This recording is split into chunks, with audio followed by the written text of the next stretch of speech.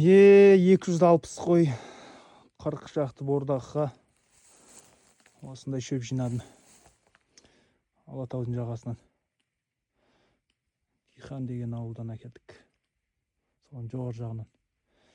Дәутіптер 600 теңгеден айланды. Ерде где-то 310 тұтпа сондай бар. Жоңышқан тұрмын. Жақсы. Керемет енді. Просто мияқ сарғайып кеткен күн түскеннен. Мынау асаның жоңышқасы.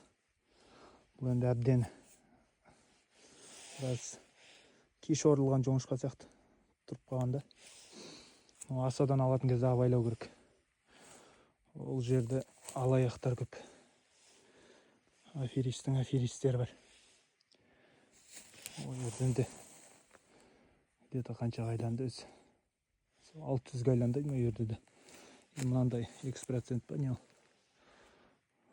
Осындай бар. Жоңышқадан сәл 1 саат төмен жүреді. Соя болып. Ол енді 300 түп болды. Үшін 600 түптен аса КамАЗға басып әкелдім. 90 мыңға жалдап әкелдім. 300 басқа шақтап әкелдім. Мына жоңышқадан асаның жоңышқасынан 210 түп әкелдім.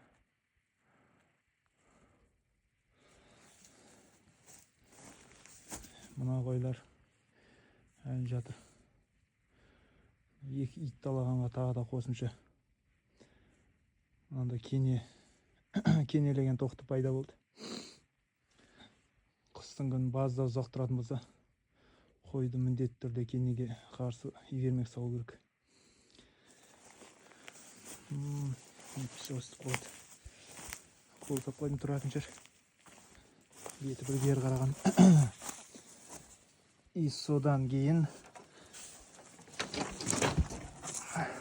кеше жел боп біраз нәрсені қиратып кетті.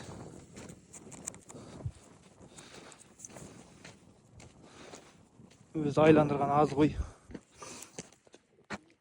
200 қойдан 15-тен аса қозы өліп қалды.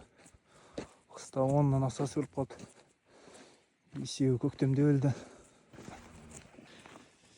Тегісті шөптің түрі осы болып тұр.